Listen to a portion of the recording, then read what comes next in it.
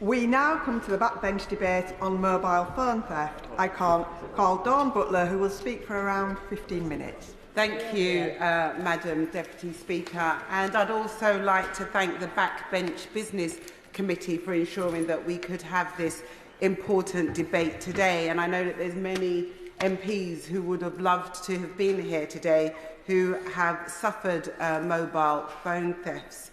Madam Deputy Speaker, 10 years ago, my bag was stolen when I was in a conference in Westminster Hotel. And I used the geo tracking and I saw it moving slowly over the bridge. And I called the police and the police were not interested. And as I say, it was 10 years ago.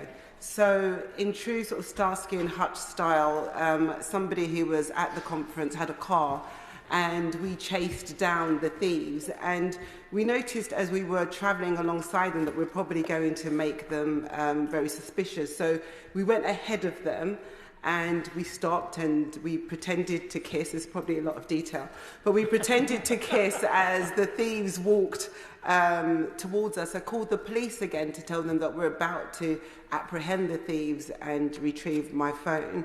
The police then arrived and when they jumped out the van, we jumped out the car, and the thieves had about 20 mobile phones on them. I recovered my bag. They dumped my stuff along the way anyway. I got all my stuff back. But the thing is this, that was 10 years ago. Things have moved on. People understand Find My Phone now. The police understand that. And so there's a greater understanding that we can recover stolen phones. And I think that now is the time that we have to prioritise this type of theft because it is making our streets less safe. It means that tourists are targeted, and if the mobile phone companies, and I know that the Home Secretary has had a round table with mobile phone companies and with the Mayor of London, but the thing is the mobile phone companies are not going to take this as seriously as they should, then I feel that we have to force them to do that by law. And I've been to a very good briefing with the Metropolitan Police where they talked about their Operation Reckoning, and I feel that as with them determined with the government's Safer Streets mission, that this is a vital way that we can achieve this. Because at the end of the day, a mobile phone is stolen every 6 minutes in Westminster. Every single 6 minutes. Happy to give way. Madam Deputy Speaker, can I commend the Honourable Lady for bringing this forward? She's absolutely right, but it's even more when your mobile phones. For instance, I'm not technically minded, I own up to that, I'm of a different generation. But today's young person doesn't just carry the details on their mobile phone, they have their bank details, they have their family personal things which would access accounts and whatever else, but they also sometimes in the back of their phones they carry their debit cards, they carry their driver's license. So when you get the phone you get almost their whole life. And is it maybe now, Madam Deputy Speaker, and I know the Minister's here and the Minister acknowledged this before in a previous debate, that maybe today's young person needs to understand if they lose that, they lose almost everything financially. I thank my honourable friend for that important intervention, and you're absolutely right. A mobile phone isn't just a phone where you make a phone call anymore. It is an integral part of most people's lives. It holds data on it. It holds pictures that you'll never be able to take again. It holds voicemails from your loved one. For my friend who had her phone snatched in Egypt, she had a voicemail from her late mother on her phone. Mobile phones hold so much information that when you snatch it, you snatch a part of somebody's life with them. Absolutely. And thank you for giving me a way. And further to the honourable member's intervention, does she agree that public awareness isn't where it should be? It worries me to see people with their phones sticking out their back pocket and round Westminster standing taking photographs, knowing how high the incidents are there. That really the public somehow need to be more aware and more careful with these precious things that hold so much of their lives on them. I thank my honourable friend again for that important intervention. And that is the thing. Until we ensure that our streets are safe, we have to then ensure that people are made acutely aware of what's happening. I find myself sometimes tapping people on the shoulder saying, excuse me, can you move your phone from your back pocket, because it might get pickpocketed. And I feel that the manufacturers use this as part of their business model, because they know that once a phone gets stolen, you're going to buy another phone. And the way that mobile phones currently operate is that they have a monopoly. So if you I don't know if anybody's ever tried to switch from an iPhone to a Samsung. I did that. Oh my goodness. It's like they don't want you to switch over. It's very difficult. Even from Android to Android, it's very difficult to move over your data. So mobile phone companies know exactly what they're doing. I mean, thank God for USB-Cs, because the iPhone used to change their chargers every upgrade, which meant that you ended up forking out more and more money. And so we need to hold them to account, because these manufacturers make enough money, they make enough profit. And sometimes we have to get to a stage where we are putting people first, and we are putting the safety of our citizens first.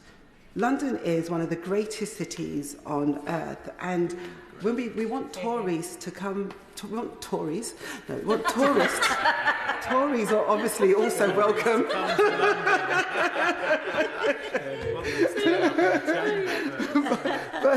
but even though they're not here today, but we want tourists to come to London to sample the art, the culture, and the inclusion. We don't really want to go around warning them about their mobile phones.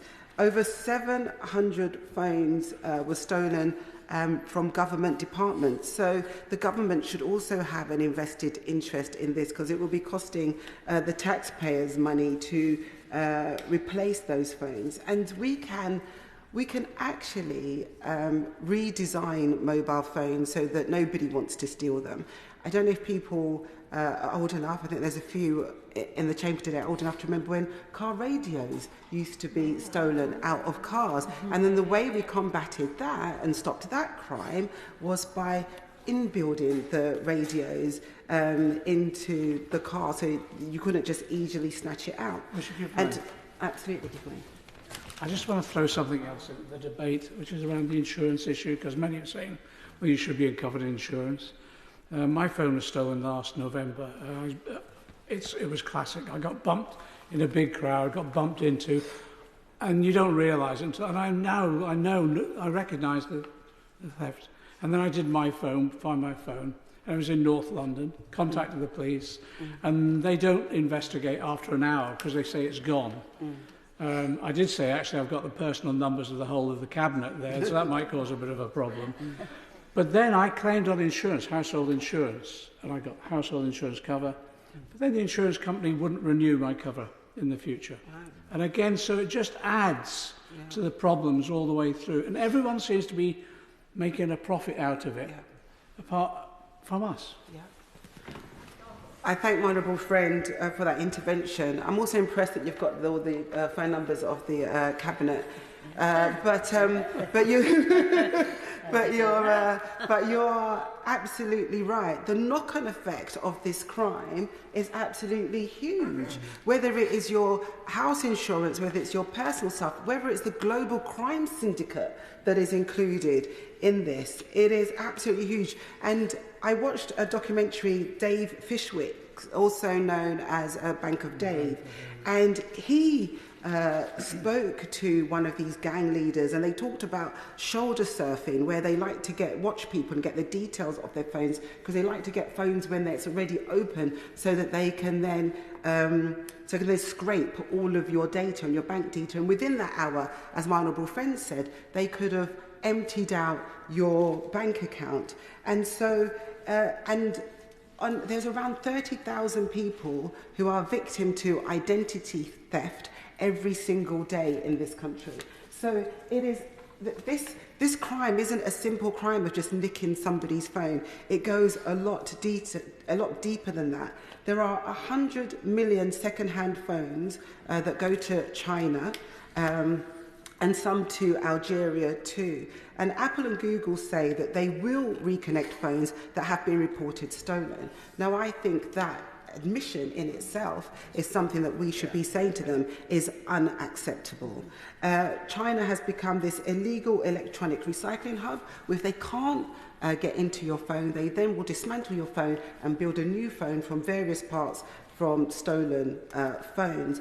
And for those who don't disconnect their ID, Madam Deputy Speaker, straight away, they are sent threatening messages.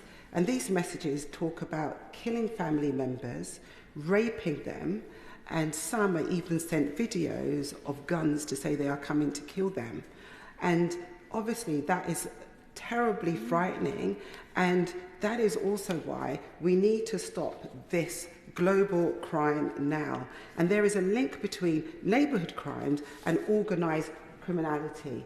And criminals think that the police don't care about mobile phone theft because it's just a mobile phone and people can claim it back. I am glad that the Met Police are taking it seriously, unlike 10 years ago. And I doubt that there'll be many heads of criminals watching this debate today.